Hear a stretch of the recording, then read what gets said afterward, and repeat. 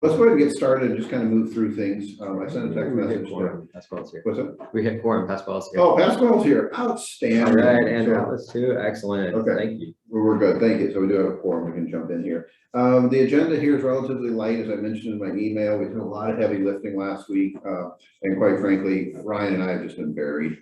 So we've been trying to turn the crank, but we don't have anything major to have to chew on this week or this meeting, but also just a reflection and thanks to all the work that was put in last month that set the stage for what we're doing at this point. As far as the agenda, are there any additions or changes to the agenda anybody has? Going once, going twice? All right, we'll take the agenda as approved for the moment, but with some flexibility later if needed. In terms of minutes for January, hopefully folks had a chance to scan those. In essence, the key action items there had to do with the contract for Ryan now and his departure from the board, and then is taking on formally the role of our executive director, as well as some contracts between the work that I do in Alaska version 3 and Alaska version 3 and back and forth that we took care of all that. So thank you for the work there. Can someone who's looked at the minutes move their approval? This is Dick. Who's that? Go ahead, Tracy. I'll second. Oh, all right, thank you. Thank you both. Are there any questions, concerns, or corrections to the minutes?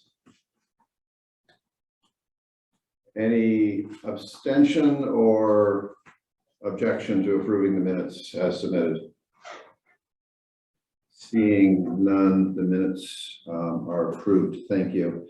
Just a quick check-in. Let's just go around, say hi, what you're up to, and then we'll continue on. But let's kind of ping pong back and forth in the room and online. Atlas, I see you've been able to join us. Thank you very much. I know you don't have a lot of time either. You want to tell us kind of what's up in your world?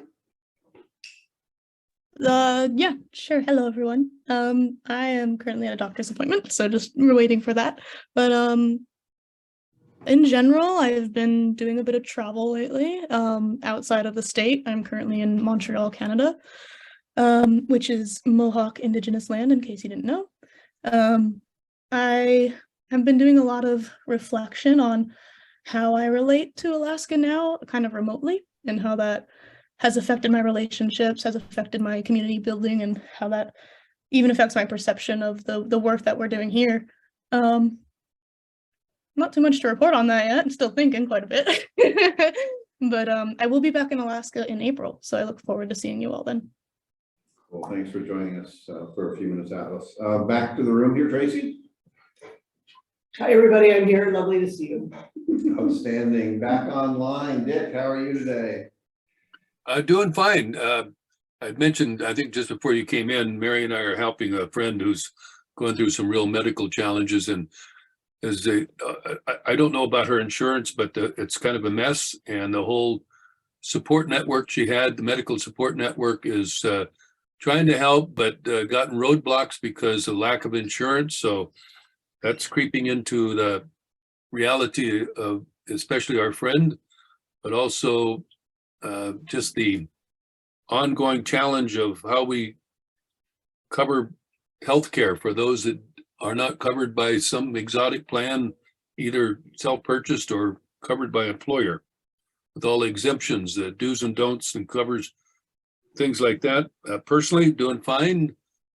Been feeling better. I been traveling a little bit with the client up to the North Slope, and then we'll be traveling out of country next month with the client, out of state, and then out of country in April and May for about 6 weeks, nearly 7 weeks. Mary and I are taking some time for a cruise and a jaunt across some spots in Europe and Ireland. So I'll be checking in from abroad. Andy, Dick, thanks for joining us today. Ryan, what's going on with you? Just a quick hello before we get you, we'll do your deeper dive in a minute. Yeah, sounds good. Boy, I was hoping that February was going to slow down just a little bit. And the reality is that it has not slowed down at all. If anything, it's been accelerating, and boy, isn't that exciting. So we're just going along for the ride at this point and doing the best work that we can with the time and capacity that we have. And I really appreciate you guys all being here and the support that you give to me and this organization.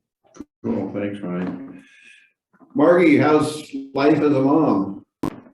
And an ED? Yeah, I'm also taking on a lot of leadership for Fairbanks Climate Action Coalition, formally stepping into a co-executive director role there. So this week has been all about budgets and grants, and yeah, I'm excited to continue some cross-pollination with you all. I was catching up with folks with our infrastructure coalition yesterday, so glad to be here. Thanks, Margie. There we go. Pasquale, how are you today? No, not bad. It's a Friday. That's always good, right? Yeah, not much going on my side, so I will yield back to hear all those exciting news. Good. Thank you for joining us, Pasquale. Nolan, how are things with you? And congratulations to your lovely bride. Oh, thank you. Yeah, I came because I don't normally come for the board meetings, but Kai's email about a promised rant on out-migration made me like, okay, I better join in and see what Kai has to say. But no, one interesting thing this week, I was helping a couple of members of the House Ways and Means Committee with understanding and rebutting some testimony that they were receiving from they're getting some very ideological advice on what can improve Alaska's state economy, and it's kind of focused on how we need to roll back unions and lower the taxes that we don't really have, and cut state spending, and whatever your political leanings are, like those things are not like, they don't have a clear solution to causing economic growth, and that's a more sort of that's a more grounded take on it. So I've been helping with that, which has been kind of an interesting thing. I'm so glad you're involved in that and connected with those discussions. Thank you for what you're doing there, and also giving us a heads up as to what's involved there, maybe something we ought to be watching for. Over to Kitty. Hi there. You can see what I'm doing. So yeah, I'll probably put it on and off camera. Right now the screen is entertaining them, so it's actually working. This is Sterling and this is Parker, Alaska version 4. And yeah, we're Parker's 1. Parker's 1 and he's 3 actually. Okay. Let me think, is there anything significant? Not that I could probably pull right out of the hat. So I'm just going to listen. Appreciate the hard work you guys are doing this last month. Sounds like it's exciting. I don't know if we have time for a pretty in-depth report out, but I'm just really happy that AKV3 is out there making some moves.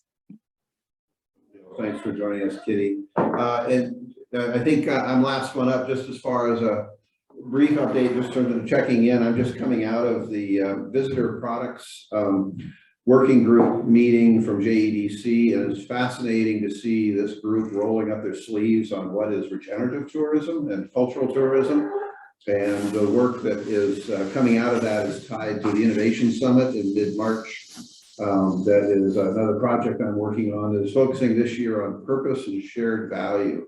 And it's absolutely fascinating to me to see the opportunity and discussions that are going on where businesses are understanding that they can be more profitable and more successful when they align their activity with the value they create to and in the community, as opposed to simply extracting from that.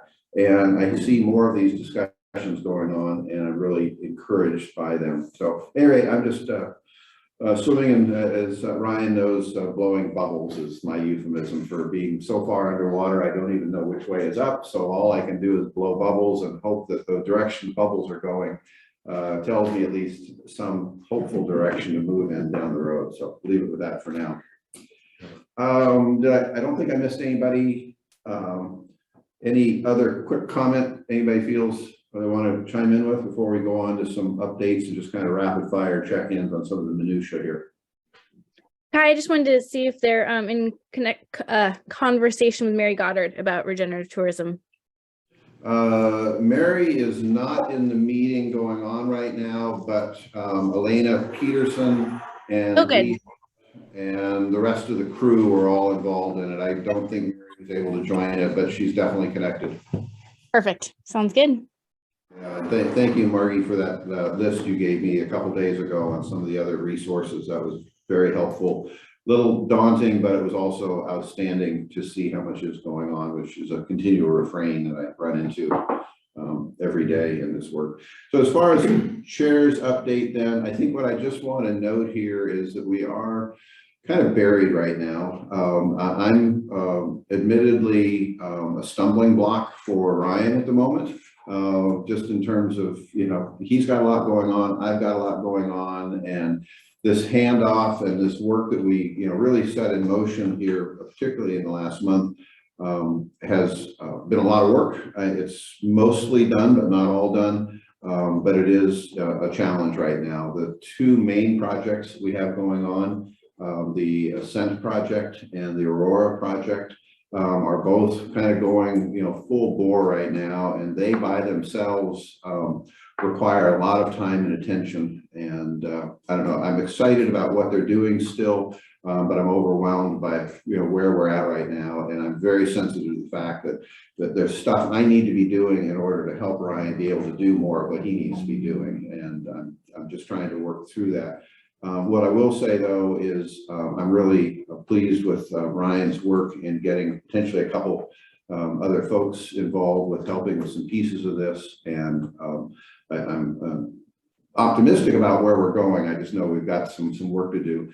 The final comment is that with the work on the scenario planning that we're doing at the University of Alaska, this continues to be a really exciting area that's building on the stuff we talked about before with Adam Kahane and scenario planning, but this additional work that is helping us be a part of working directly with communities to look at their past and the decisions they made and how that's led to where they're at now, and how the decisions coming up will put them on a trajectory for the future in different scenarios that could occur. The methodology that we're getting to participate in is super valuable. It's right smack in the heart of this whole impact dialogue stuff that we developed a year ago and said, this is what we want to do. And I'm so excited that we're getting to do what we said we wanted to do. We're not quite doing it the way we thought we were going to do it, but in essence it is. We basically created this scenario workshop format. And guess what? We're getting to help now design the workshops that are using that scenario planning and helping communities figure out how are they going to create adaptive policy frameworks that allow them to have more resilience in how they move ahead into the uncertain future, and the ability to chart out the critical uncertainties versus the drivers. That methodology, we're essentially getting paid to help develop expertise in this area. And this is going to pay off, I think, in dividends, you know, over many projects in the future where we can take these skills in. So kind of bringing it all back right now, though, you know, Ryan and I are in a meat grinder, a sausage making process of trying to schedule these meetings, building the agendas, doing the outreach in the community. But everything we're doing is building the capacity and experience to be able to do more of this around the state and to leverage these community discussions and methodologies into our other projects. So I'm thrilled, I'm overwhelmed, I'm not keeping up. If you feel like Ryan's, you know, needs to be doing more, blame it on me right now, because I've got a lot more to do to help support him. But that being said, I'll turn it over to him and just let you know also that this 4-acre program that he chose to get involved with was a stellar decision because of the capacity and the support that he's going to get. So enough of my flag waving, and thanks for what you're doing and what you're putting up with.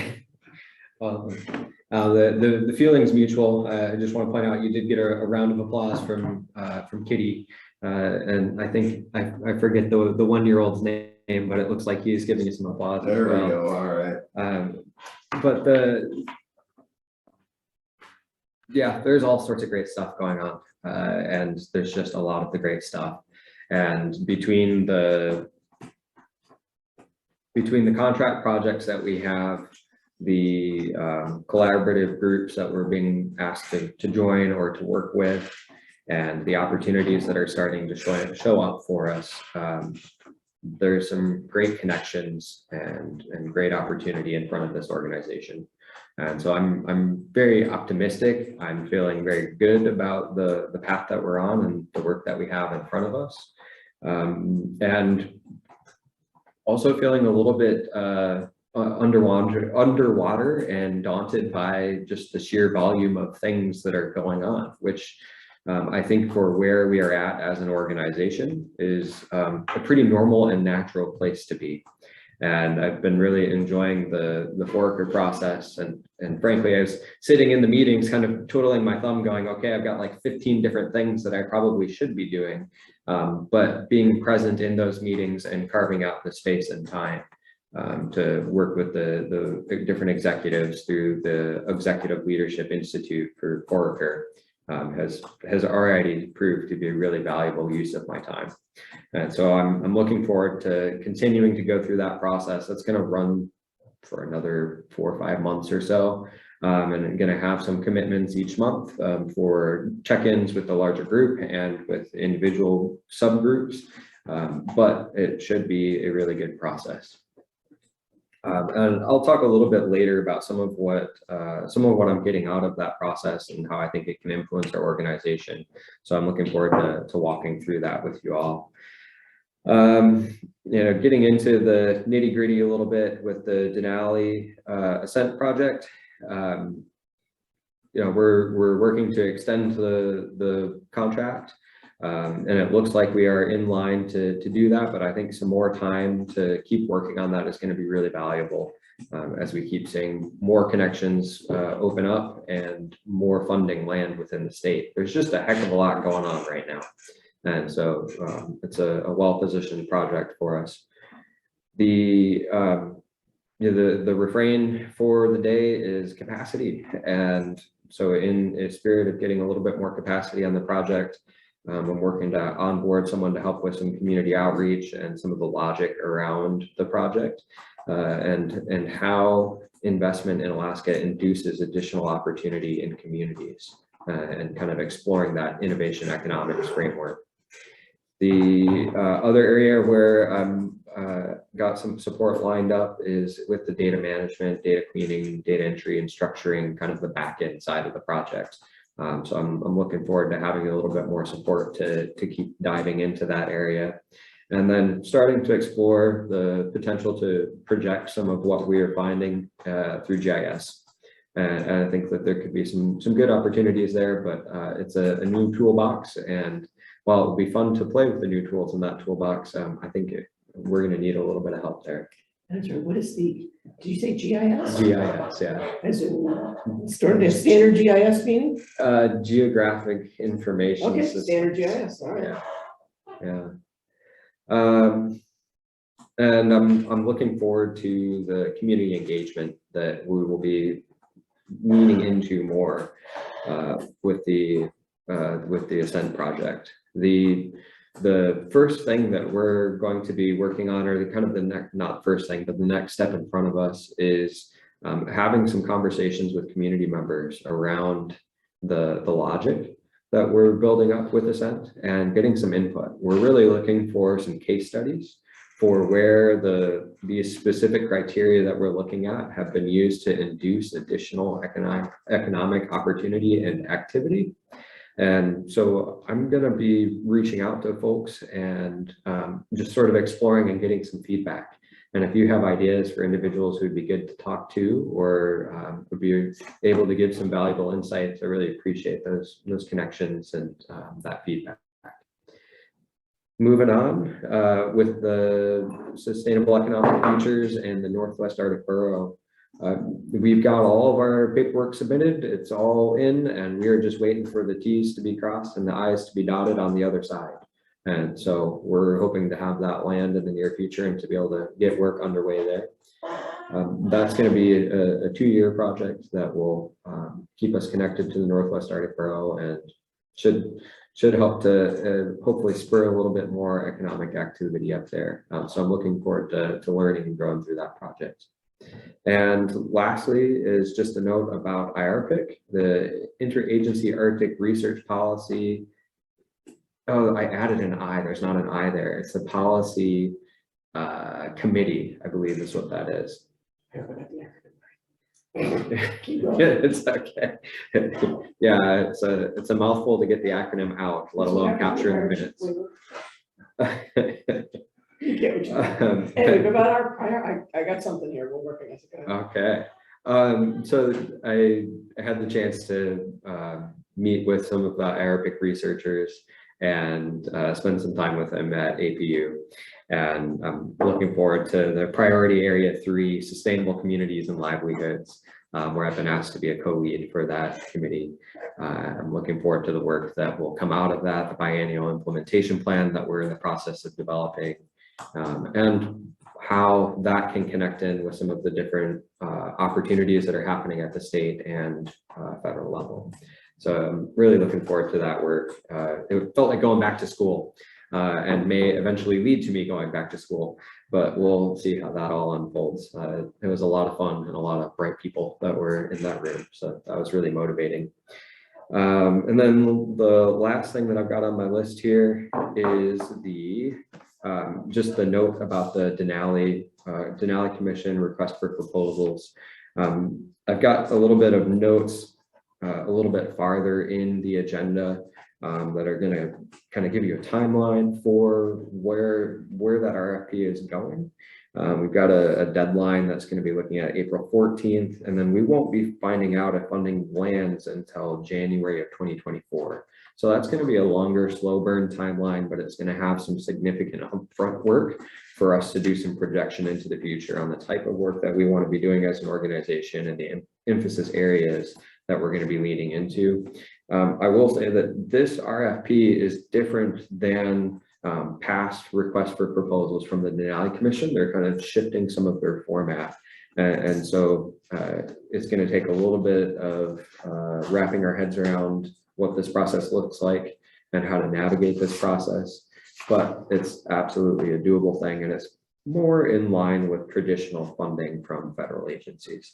So I'm expecting a more standardized process. Boy, I feel like I covered a lot very quickly. I checked off a number of things on the agenda as you were streaming along here. We'll come through, but the questions for Ryan for anything, or for me for that matter, but anybody got questions or follow-up you'd like to ask Ryan on what he's mentioned? I'd like to hop in real quick. You mentioned wanting connections to people that relate to the work you're doing with the Ascent project. Can you be more specific about the types of people or types of work? That's a great question. And I don't know that I have a archetypical person that I would be looking for, because the criteria that we're building up has about 9 factors on it that we're looking at, and each is looking in different areas. And so I think that we're going to be kind of looking for a broad swath of people. But I would say that in general, these are going to be folks that are looking at community development, or maybe entrepreneurs, or administrators within a community, or engaged in one of the different focus areas that are highlighted in the logic. And so what I'm planning to do is to reach out with that set of logic to be able to show you what's going on. And I think that it'll make more sense at that point, and it'll be easier to open up some more connections. I think that's maybe a little bit of a dodge to your question, but it's sort of the best way that I can think of to come at it. If I can, Ryan Atlas, I just would pick up that one of the issues going on here, and Margie was providing some resources this week on this issue, is always striving to figure out how to get better connected with Native corporations and tribal associations and the folks that are in that, because there's a whole silo of folks that are involved traditionally in doing, maybe not the right word for that context, in doing capital projects and kind of the systems we have for appropriating money and doing projects. And part of the intent of this project is to have mapped out a broader group of stakeholders, and that includes the Native and tribal entities, as well as other organizations, particularly because we're trying to specifically reach out of the traditional silo of, you know, somebody gets money like at an alley commission and they go put out an RFP for contract and somebody comes swooping in from anywhere in the world to do that contract and then disappears. And the intent of this project is to find some of the non-traditional stakeholders that could be creating or getting value locally in the community to do that. So it's also a way of saying that's part of why we're struggling with this question is how do we find the folks that are involved, because they're not involved to just pop up and be obvious to us. So I don't know if that helps anymore, but it's also still part of the dodge. Follow-up question, those criteria of the Ascent project, I can just find those in our document somewhere, yeah? I don't know that you're gonna have access to those. I think those are in a subfolder that's specific to the Ascent project at this point. That'd be cool if you could share it with the That board, would be- though. I think yeah, that'd be makes really Yeah, valuable to get some feedback. Yeah, because that's the hard part is like, if I don't know the criteria. yeah, well, and that's part of our capacity and order of operations. So thanks for pointing that out, and I'll make sure that you got access to them. Yeah, that'd be great for others to look at that. The other follow-up I wanted to ask you, Ryan, and I know that there was a discussion with Chris and Nolan recently on the Ascent project, but there's so much of what we're doing. I'm just, you know, I guess kind of nudging, encouraging, but while no one's here, just wondering out loud, how do we, you know, look at a stronger connection with CED and some of the resources they have there, because we're crossing over in so many areas, both in terms of just general thought and interest that, you know, brought Nolan here because he got into my rant on out-migration, but so much of the rest of this, I know, you know, we jointly share an interest in this. I don't know whether you or Nolan have some thoughts on how we look at these projects, these opportunities, potentially RFPs, and figure out how to build a little stronger connection there of opportunity and recognizing some different resources. You have a thought on that? Yeah, I can jump in. I would say, you know, I think ongoing, you know, discussion and dialogue and sharing what we're all working on is probably the first, you know, an important step. But I think that we're probably, you know, interested in a lot of the same kinds of areas and probably have a lot of complementary, you know, skills and assets. So, you know, I didn't come to the table with a lot of like specific thoughts on you know, specific areas, specific projects or collaborations, but I think that there probably are a lot of them. You know, it's probably the subject to just kind of ongoing, you know, communication and seeing where we should work together. Great, thanks. You know, and this is maybe a little presumptuous, but I think we have an opportunity as kind of an independent organization to potentially do a little more of the rabble rousing that might not be exactly what you can always do in terms of you know, stirring the pot on some of these issues, because you're in a dicey position of having some really valuable relationships with the state administration. And you can't, to be blunt about it, always bite the hand that feeds. But on the other hand, there may be cases where we can do some nibbling. I have got a new title for you, rabble rouser in chief. There you RIC. go. And, you know, I valued that in terms of some of the early perspectives that Marty and I have talked about with, you know, some of the work going on in the regenerative area, that, you know, we're trying to play a middle ground, but some of the other activities and groups are, you know, more focused in certain areas, and we have an ability to maybe build some bridges, but also be a little independent to be able to work on some of these projects and bring a voice to things that might stir the pot a little bit more than individuals may get away with. But that's also why we have to be careful down the road of how funding and contracts may start putting some golden handcuffs on us also. Cool. All right, any other questions, comments for Ryan and what he's reported on so far? Cool. So just a couple other loose ends that he didn't touch on. As far as treasurer's report, I have gone through and done a bank reconciliation. I provided that report to Taylor, our co-chair, Pascal, our treasurer, and Ryan yesterday, as well as a copy of the bank statement showing that our books right now balance and are reconciled. We currently, you know, have a balance after we pay one more bill of about $2,100, $2,157 to be exact. So we continue to just keep kind of be nip and tuck. We're getting money in, the money's going out, but we're staying solvent and we've been barely paying the bills. We are going to get into a cash flow crisis here, though, as we get into the timing issue of Ryan's work is transitioned over to a paid position versus his work as a contractor. I think that we're going to run into some speed bumps in that process of doing that, but you know, we'll deal with it along the way as that happens. But anyway, so that's been done at this point. I did bring along the checkbook and the checks to give to Ryan, so I'm turning over the keys to the checks today to him, although I don't have the books completely all cleaned up. There's still some loose ends in terms of that time that I earned, but that I'm donating back. So I've still got some loose ends there, but for the most part, it's in one piece. The other piece is 501c3. I've not heard yet back from the IRS. They've not contacted us with any information. They shouldn't have. We were expecting it to be about 3 or 4 months to happen, so we're still in the middle of that process, but nothing to report on that. I think that's it, unless there's any questions for me. Okay. The only things I would have there is that I went to New Vision and got a debit card this month. And so that's going to put us on track to set up auto payments for our insurance and some of the other bills and things. So I just need to go into the insurance system and get that set up, but we're taking steps in the right direction. One loose end I had on that, Ryan, I'm trying to go through to look at this. Do you recall, do you have authority in the contract that we put together for you to hire people? I don't think we've quite taken care of the loose ends on your spending authority and your ability to sign contracts and do that.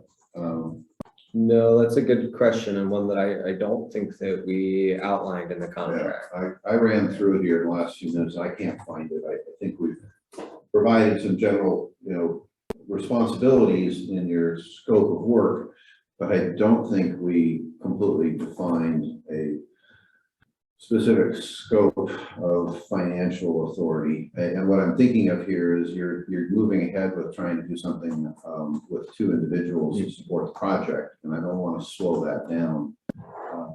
So I guess for the moment, I want some sort of interim action by the board that basically gives you some authority to keep moving ahead on that, so we don't get you all of a sudden bollocksed up in terms of being able to move ahead with the contracts on that.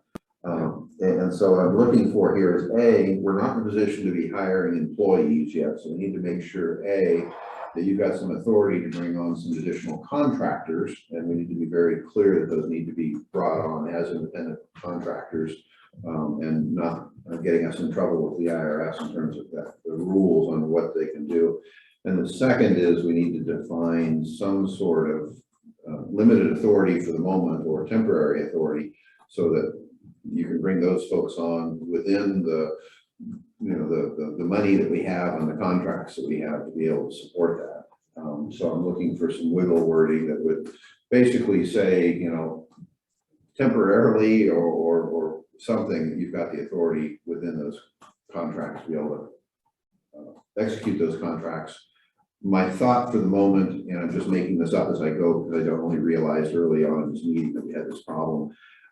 What I'm going to suggest is that you have the authority for the moment to negotiate these contracts, but bring them to the executive group for review.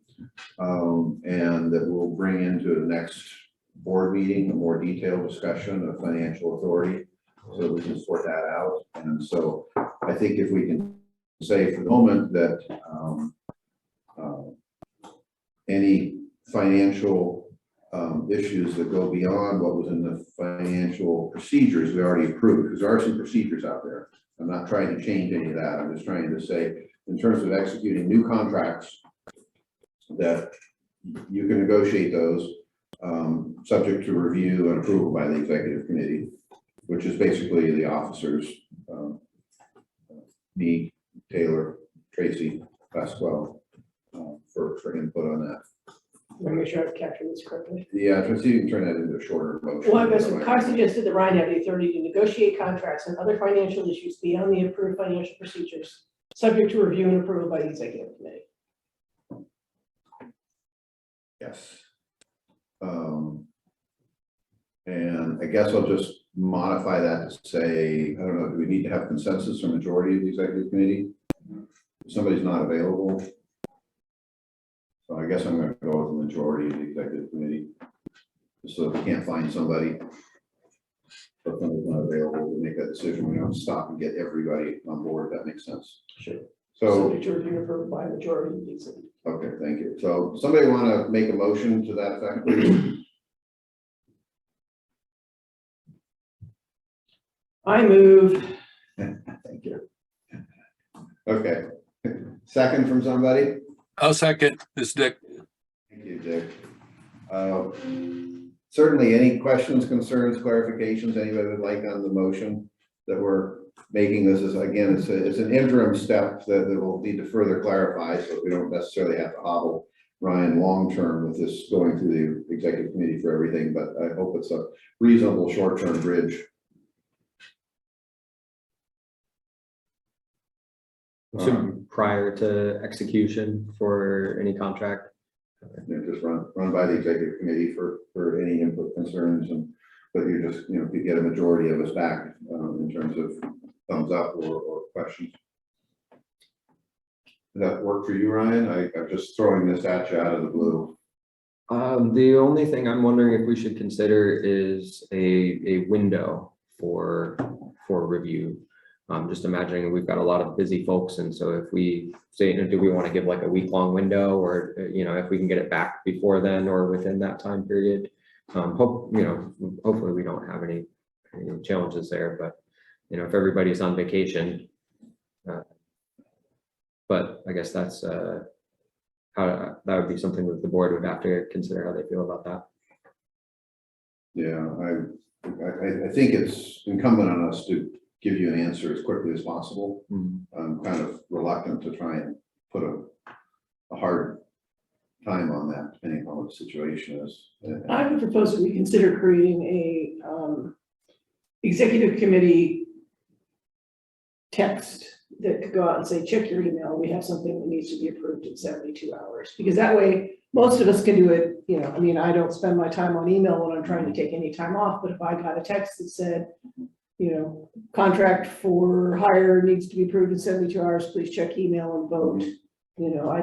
I can commit to doing that. I can do it in 48 hours unless I'm literally on a plane. I know for practical matters, there's nothing coming up that I think is going to be controversial or anything. I mainly want to try and protect Sure. Ryan. No, I and think protect and us. Yeah. So this is just a matter of having a procedure in place, but I don't think it's going to be tough. Yeah. But I think the idea of sending us a text message to alert us to something is probably. Yeah, well, I guess in that case, I feel comfortable with the motion as it stands, and I'll just know that I'll send a text and run it through it. Like the key thing would be to hopefully help us have something more in the next board meeting, whenever that happens, to clean this up. I'm just trying to realize we have a stopgap problem here if we didn't deal with this. Do we want to review in 48 or 72 hours? I think we're landing that we don't need to specify, but we're just gonna do this as quickly as we can. Yeah. Time is of the essence. Yes. How about requesting time of review? Exactly. All right, any other questions or discussion on this point or this motion? Anybody need me to reread it? Okay, any objections or abstentions?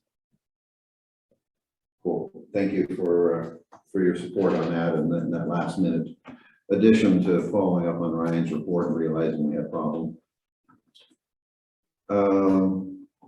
Okay, so HR Finance Committee didn't have a meeting. They've got 2 outstanding issues assigned or that we've asked them to look at. One is the EEO policy and the other is the financial policies, which is a much broader document than the procedures we did last time. So I'll continue to follow up with Taylor. I know he's been also busy traveling, but that needs some attention. Quick question following this. We've already gone over current contracts and contracts and negotiations, so we are jumping down. I just want to make sure that I'm following. You had created a very nice template for me.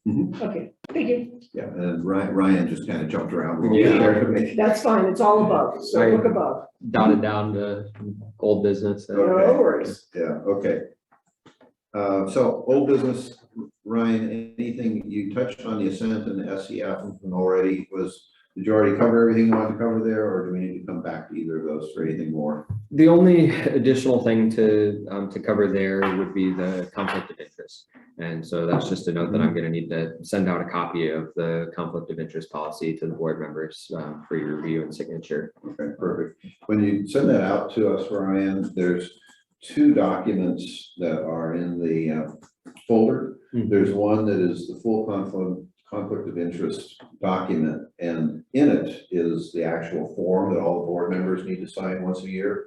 There's a separate document in that folder that's just the form.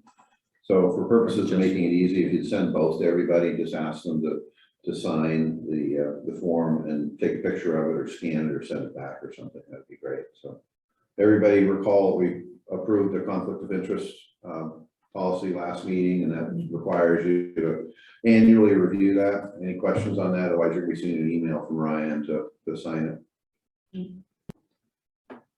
Going once, going twice. Cool, thank you. So new business, Ryan, what's going on with 4-acre and what you're learning and you'd like to share with us? And I think you've got some things that were in the agenda document that people received. Yeah. Refer to that along the way for people who are online. Yeah, so that'll help walk us through some of the new business here. So we went, let's see here, that's going to be just scrolling down the agenda. You should see a section that says 4-acre executive update, and then I've ran through the Denali Commission RFP, just noted the timelines there, and then also laid out the funding amounts by category. And it's going to be, I'll have to be a little strategic with how we approach which one of those categories when and how we come at that. But nothing really of note there yet, other than to say, hey, look at the dollar amounts, and this is the broad strokes categories they're looking at.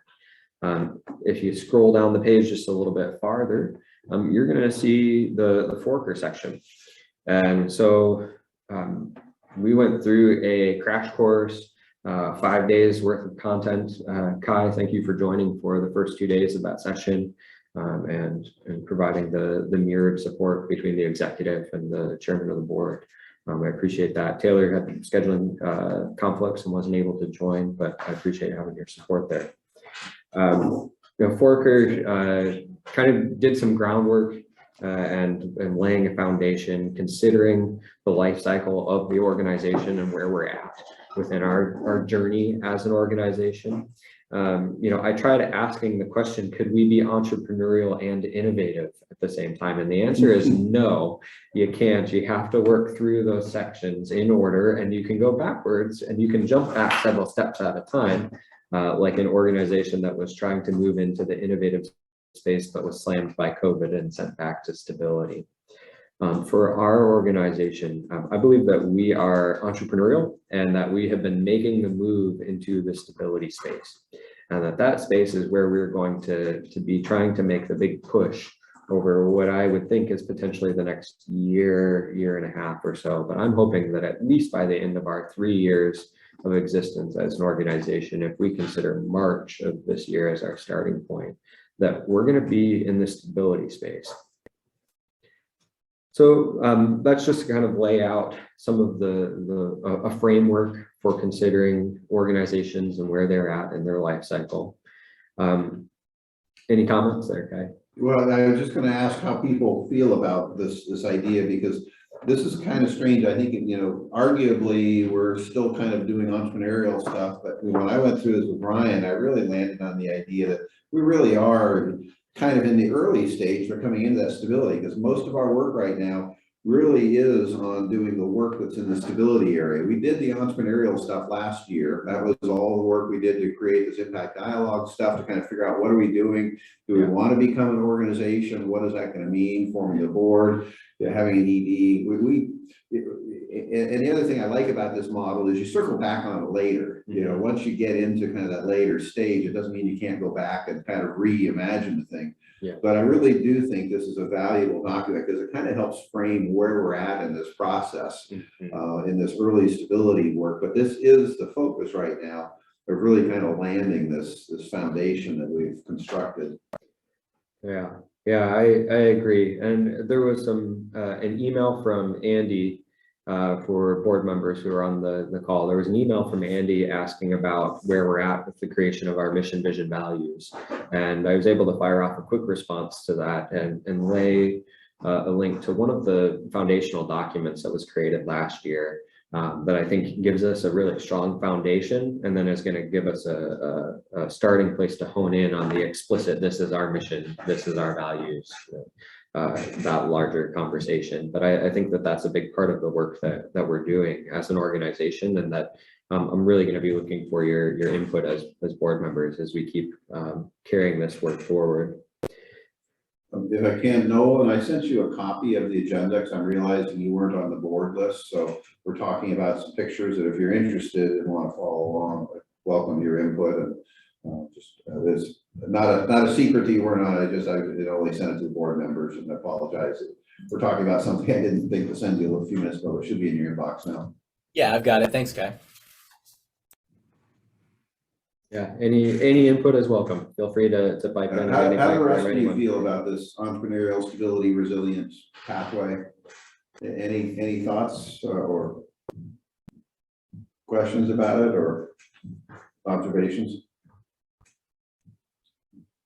I'm pretty resistant to the idea that it's this linear thing that you have to loop back to. That's okay, it's their model and fine.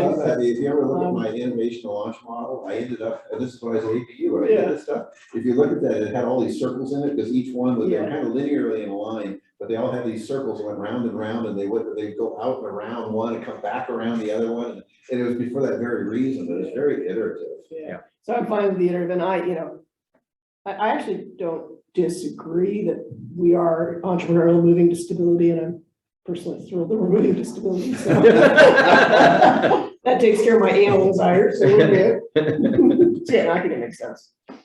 Right.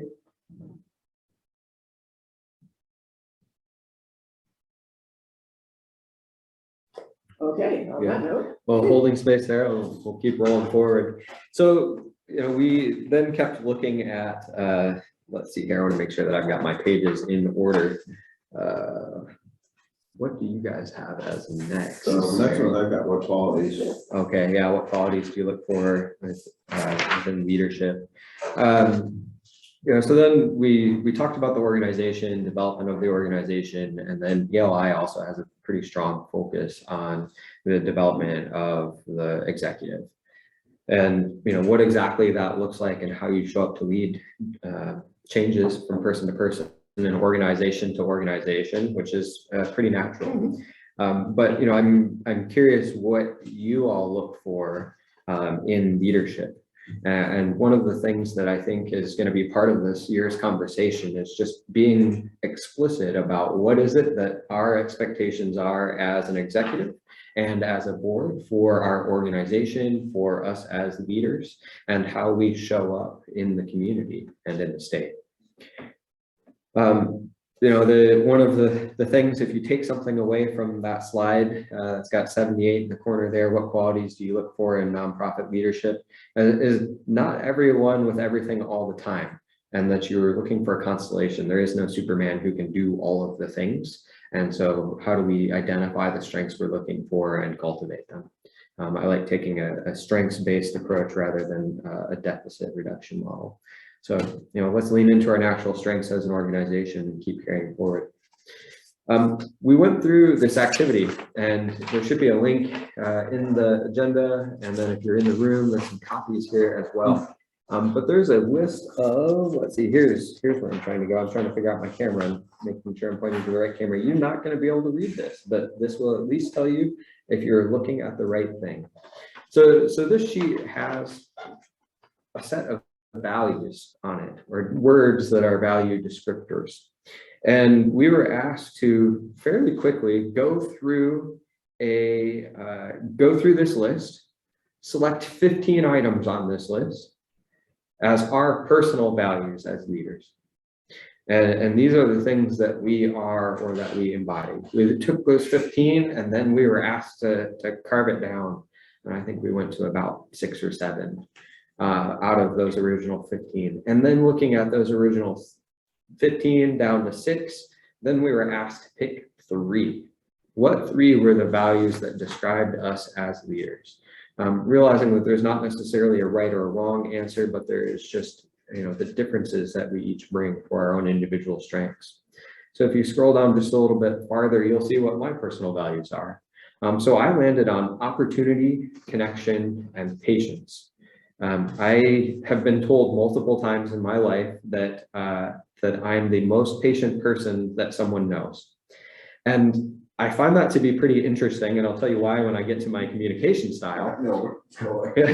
But in general, I tend to be a very patient person, and I think that I was really finding that I was thinking about the work of AKV3 and thinking about my personal values and realizing that I feel like I'm in the right place and that I'm doing the type of work that I want to be doing, and that I think I have some natural strengths that will lend to this work. I have a really strong belief that everyone deserves an equal opportunity to advance themselves, to make what they would like out of their life and out of this world. And that means that we should have equal rights, equal protections, equal opportunity. In order to realize that opportunity, we need to have connections to the people around us, to our community, but that connection to each other, to this planet, that is what really gives the things that we do in this world meaning. And again, I'm leaning on my personal values here. And I also believe that the opportunity to change yourself, to change this world, to build those connections, it takes time. This isn't the sort of thing that happens overnight. This is going to take years, but I think that it's worth it. And I think that it's difficult, but worth doing. So we were asked about our personal values, asked to hone them in, asked to share them within a small group as I've shared them with you now. And then we were asked to think about our leadership footprint and think about who are we now as leaders? What do we expect now as a leader? And then in 5 years, what do we see as our leadership legacy or our leadership footprint? What is the thing that we would like to have as a takeaway from that? And what I came away with for my leadership legacy was collective opportunity, connected action, regenerative transformation. And I think that captures my values, my hopes for this organization, and the sort of change that I'd like to see us be able to make as an organization. So I want to pause there before I keep rolling into my communication style. What are you asking from us in the pause? Just if there's any comments, critiques, any thoughts. Yeah. I've shared a link to this sheet, and if you guys are open to it, I think it's a great exercise to think about and to go through. And I'd ask that you go through the exercise in 2 layers. The first layer being, what are your personal values? How do you show up in the world? What do you bring to this board and to the work that you do?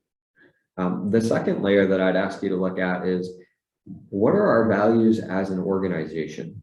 How do we show up? How do we do the work that we do?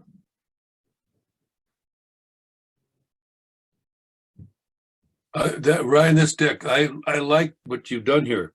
And the time that have known you, it fits. Well done. Yeah, thank you, sir.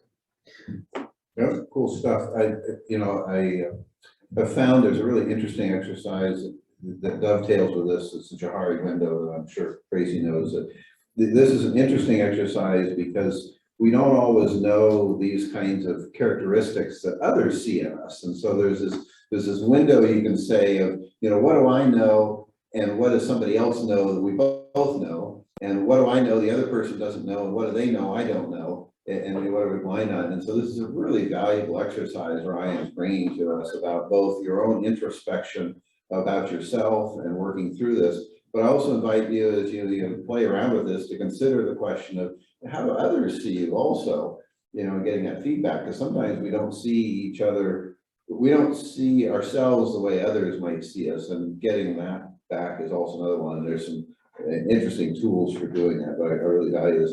And I just have to smile though about the patience one, because Ryan knows that he has an almost infinite level of patience, but there's a pretty hard stop that you'll get to along the way pretty quickly, because what I've observed is he is very patient, but sometimes patience almost too much. Yeah. And when you hit that wall, the pump the brakes euphemism that we probably all heard from Brian or from Ryan, excuse me, once in a while, is kind of that point when the patience has run out and all of a sudden it comes out. So I really appreciate that about what he's bringing to us here. But that's why I was smiling earlier when you had patience. Yes, there's a heck of a lot of patience, but there's also a point at which you get to a pretty sudden stop. Stop on the brakes at the back end of the tractor trailer. So, yeah, patience to me is always a two-sided issue though, because patience is a virtue, but patience can also be, sometimes there's a role in being impatient and pushing. So I think this is accurate. I've also just observed you've got a pretty good understanding of that, but like I said, Patience can be a cover for avoiding conflict and for getting things done. And I don't know you well enough to say that's what it is, but that's the piece I'm hearing is people who call it patience when in fact they're afraid to step in and say, we said this for the 95th time, could we figure out what we're doing and move on? Yeah, I saw a note in the text from Atlas that patience can sometimes be compliance. I think that's, I had it reflected to me that sometimes your greatest strengths are also your greatest weakness. Always. And so, the desire to connect and find those opportunities and that patience, there's certainly two sides to that. Yeah, no, it's definitely the case on this one. So it's a good observation you had there. I love your leadership footprint, that euphemism. That's a really cool way of saying that. Yeah, I thought so too. It was titled as a leadership footprint, and what are you leaving behind as you're walking down this trail? What's Derek calls the patient patience, impatience. Patient, impatient. Yeah, there you go. Okay. Yeah, that is. Yeah, you definitely are patient, young man. You are patient. Well, thank you. Until he hits the brakes, and then they're sticky brakes. If you've ever kind of grab. Yeah, patience with limits. Let's see here. So, in Kai's reflection that sometimes you don't know how others see you. If you feel like going through that list again with a third pass and saying, these are the values that I think Ryan has, I'd be very curious to hear your reflections or your views on me. I can see myself in a mirror, but I can't see you, or I can't see me through your eyes. So I just want to invite that and open that up if that's something that you're interested in. If you're interested in doing it, there's an online tool for Shikari Window, and you can send this out to a group of folks. Yeah. It allows them to anonymously then be able to select the different from the list on there. And what you get back is kind of a little more transparent, opaque, I'm not sure which way. It's a way for people to be a little more, give you some feedback without it being attributed to any one person. But you get to be able to see that list of characteristics. You're going to see them all distributed in these 4 boxes. Yeah. So you do it first, and you get to see what you did. Uh-huh. And then you send it out to a group of people, and they do it.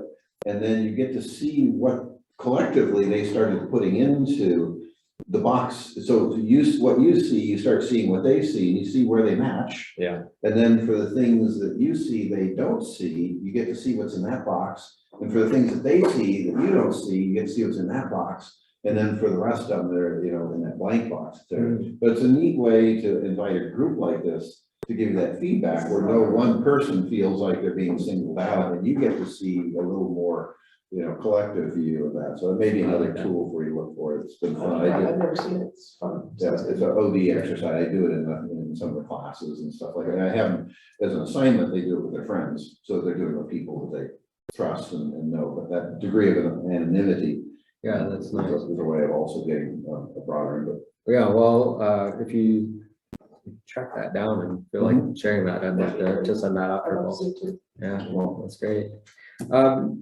Thinking of Andy's comments of our mission, vision, values, I'm I'm wondering if the leadership legacy could perhaps be a fitting set of vision for AKV3. And I think that we've already done some work to craft that.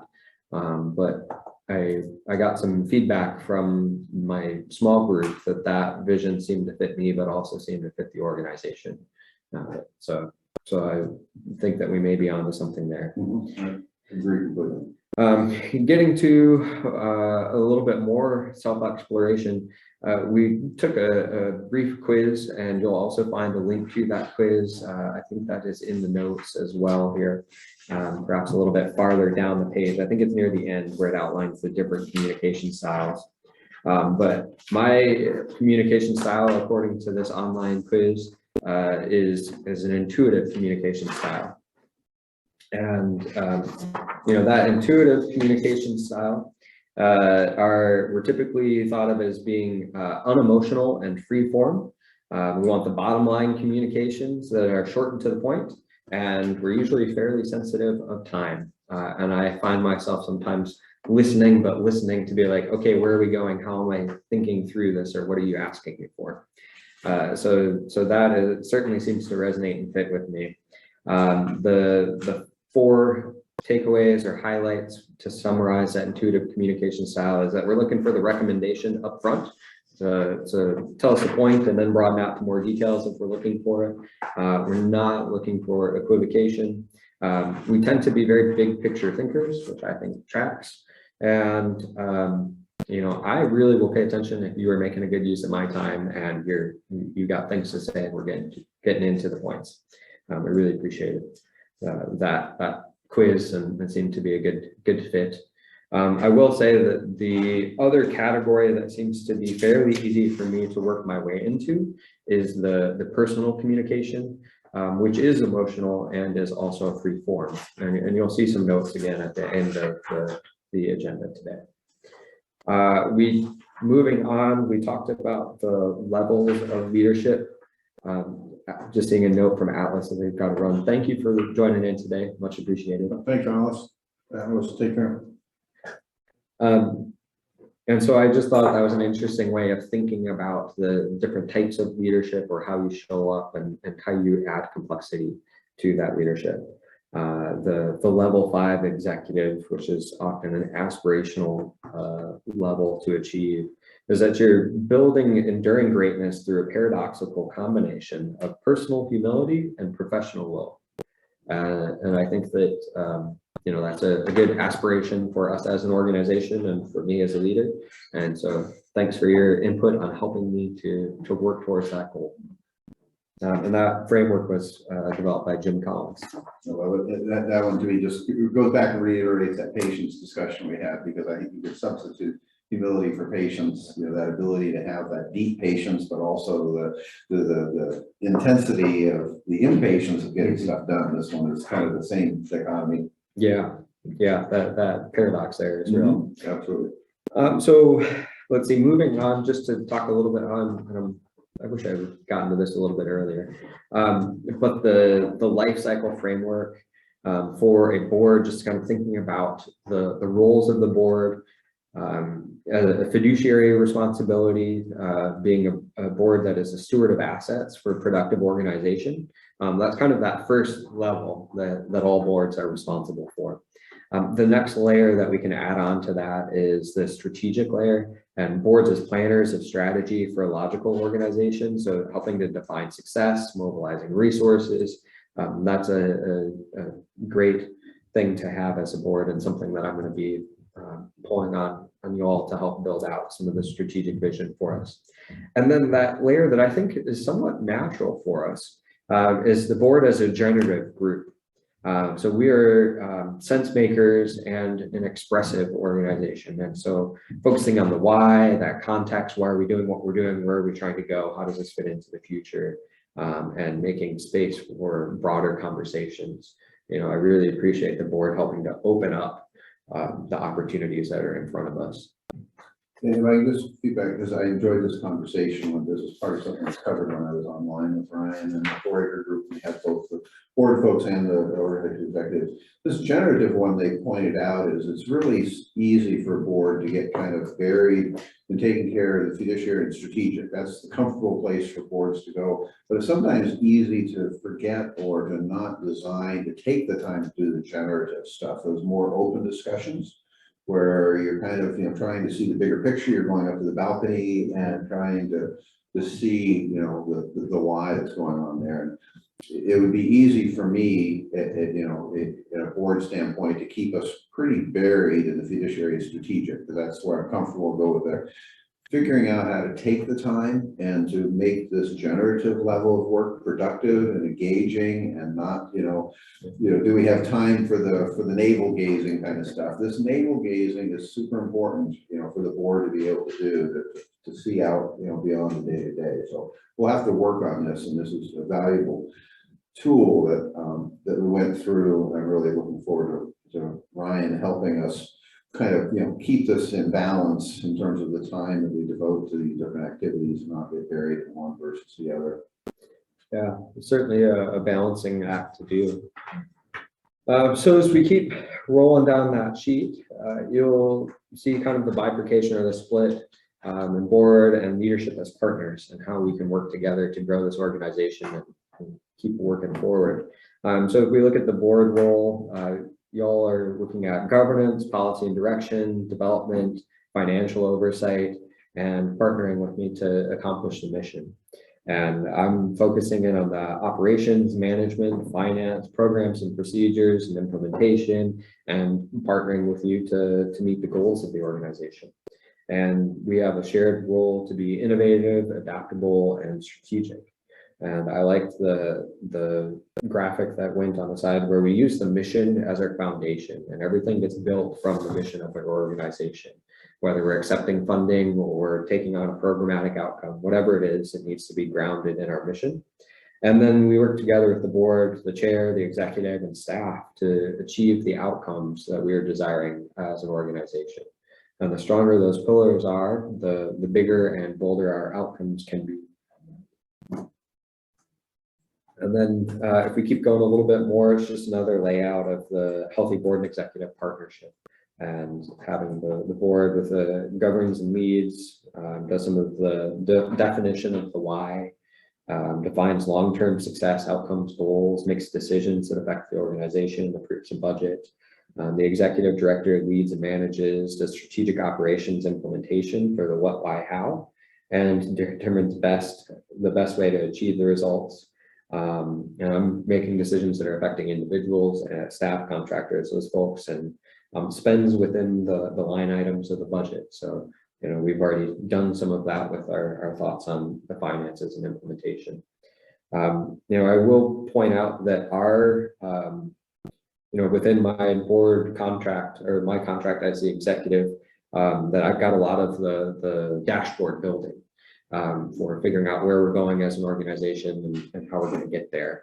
And I feel pretty comfortable leaning into that and working to build that up, but I'm also going to be looking for input from you all and helping to guide that process as we grow the organization.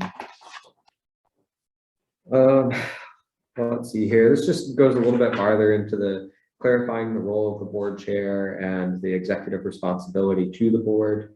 I think that I appreciated Foraker's work to lay out and delineate, here's the expectations, here's the standard roles of the two sides of this organization that work together to support each other and make this organization go. And so I thought it was worthwhile to walk through that. Often as executives and as board members, you're not given a handbook or a playbook for what's expected of you and how you best serve as a board member or an executive. And so the work of making these things more explicit and talking it through and making sure that we are on the same page, or doing the best effort to maintain being on the same page, I think is really helpful and a good thing for us as a board.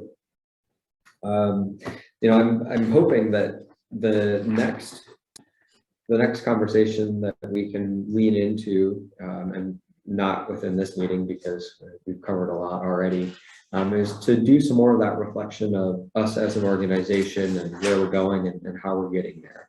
And I'm hearing an appetite with some of the questions that I'm getting from folks and getting an email to head in that direction. And so I'm looking forward to that, and I'm excited. I'm looking forward to the work. So I'll pause there, and I think that I've said as much as I'm hoping to say today about the work with Worker, and definitely open to any questions, comments, concerns, or however we want to carry things from here. That's impressive, Ryan. Good for you getting involved in that. That was well done. I like the materials you laid out there. A lot of that is very familiar, but an individual journey like that is both revealing and confirming. So good on you. Yeah, thank you.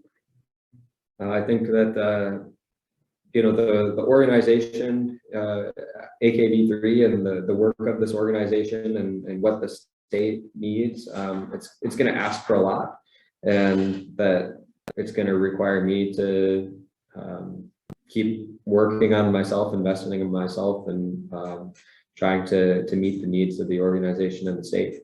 And so I think that, you know, this is a good first step in that direction.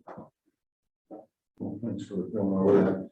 I just want to reflect that this kind of information also, to me, is one of the foundational pieces that I hope we keep focused on with this organization. That is that what the work that we do is a part of taking the time, the energy to be a part of AKV3.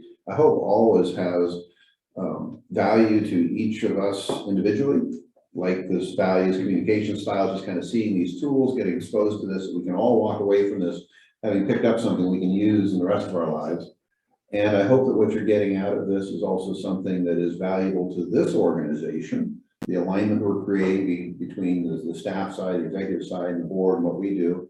And then finally, that this is, you know, resources you can take and use in your other organizations that you're involved with in your life, because all the rest of you are involved in other organizations, businesses, and nonprofits. And so I always hope, and I encourage you to keep us accountable to this, that what we do as a group and when we're taking time to be together has those three levels of impact. That it's valuable for you individually, it's valuable to our organization, and these are tools and experiences and resources that make it worth your time and effort to be here, because you can take them and add value in your other organizations and what you're doing. And Brian, what you've done over today, I think, to me, rings a bell on that as a great example of that. I always want to come back to how I think about what we're doing and trying to make sure this is valuable for me and valuable for all of the rest of you to be showing up and providing the time that you give to this group. Anything else on that for Ryan, or any other feedback or questions about what he's doing? Cool. Okay, just wrapping up then, just a couple of quick items here. One is we had discussed last time about trying to put a retreat together, the 9th and the 10th.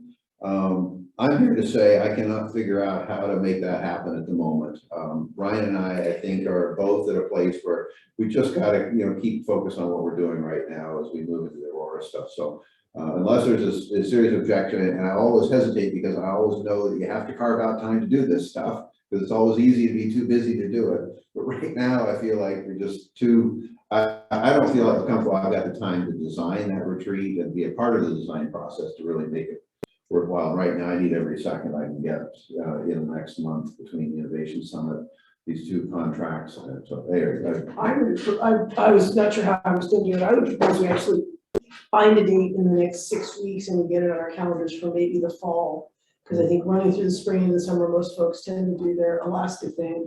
But we put it out there, we committed. I'm happy to help volunteer to plan the retreat and make it. But I was thinking we need a retreat. yes. But it seemed too tight for when it was proposed. I was really trying to make it happen, but I'm actually glad to hear you say no. So there's a lot, and you know, yeah. So that's where we're at. We can work on this, but I want to thank Kitty for, you know, having nudged this and offered the dates for the treehouse. But I'm also just trying to do some triage at this point with what I know Ryan and I are both dealing with, and we need every moment we can get to be successful with the projects and the opportunities we have right now. Any pushback discussion or anything? I appreciate Tracy's perspective on that and also the offer that's there.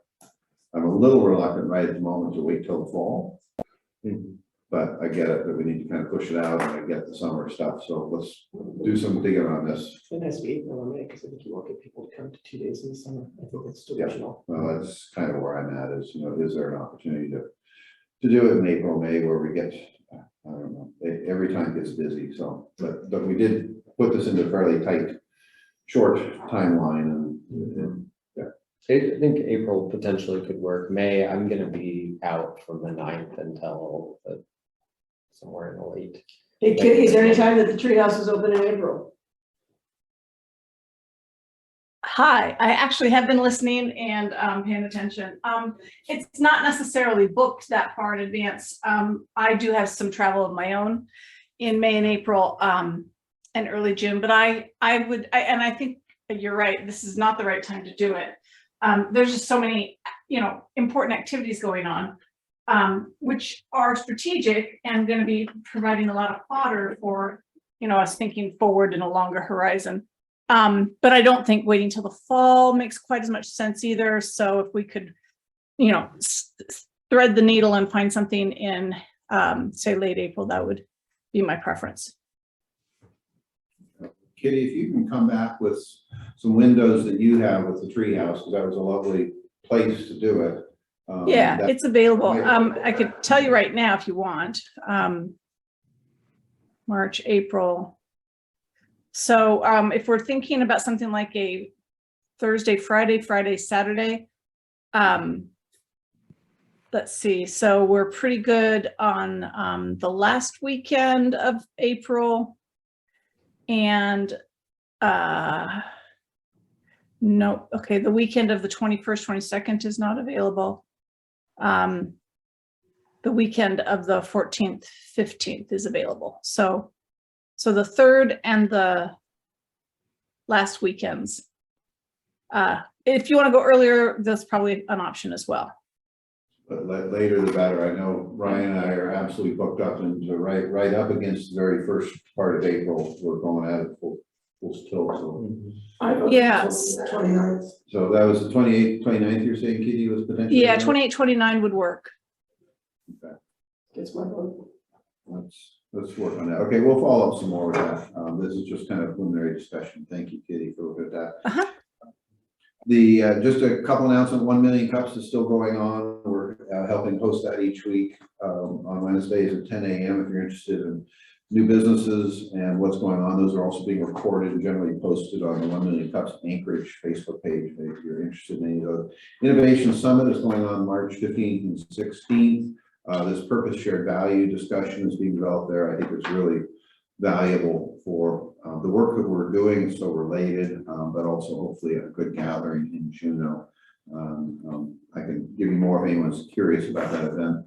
The last item I've got is our next board meeting would normally be on March 24th. That's the 4th Friday. Ryan and I are both driving back from Whitehorse and our engagement there. So I don't have a new date, but you can take that off your calendar for board meeting. We will have to schedule something that's going to probably be after that. Maybe the week following, but more to be followed. But just for the moment, just know that the 24th will not work. Yeah, the 31st is going to be the wrap-up day for Arctic Encounters. And so that's going to be happening the 29th, 30th, and 31st of March. And so that'll give us a scheduling conflict on that Friday. Okay, so maybe into early April. Maybe the first. More to follow on that one. Cool, that's the agenda for today. Any loose ends that anybody wanted to bring up, come back to, or any final comments anybody wants to offer? Kitty here again. I realize I'm not on mute. Yes. I'm sorry for not seeming to be as participative, but the kids were busy. And I really appreciated the work you shared from Forker. I didn't receive any of it electronically that I could find, but I wasn't maybe going very deeply into notes. So if you want to send that out as a follow-up, I think that'd be awesome. I think Thanks, you'll You bet, Kitty. I'll send it back out again. But if you got the agenda for today, Just go ahead. That I did not find either. I mean, I swear, it's just one of those days, so, I would take it okay, again. I'll resend it to you then. Thanks for letting me Sorry, know. I'll thanks. Double check the whole list. I'll read it at my leisure. But see you all next Friday, I hope. Sounds good. Yeah. I just saw regular Friday, meetups for those that do that. Cool, all right, anything else? Going once, going twice? Wonderful, thank you for joining us today, and hope you have a great weekend. Oh, it's for Rondi. It's for Rondi. For Rondi starts today. And fireworks tomorrow, and I assume dog sled races have maybe started today. Think we got some snow for it? Yeah, we got snow, and Iditarod, start will be next Saturday with the restart in Willow the following one, so lots of stuff going on. Check out the calendar, it's a great community opportunity to be connected, so see y'all.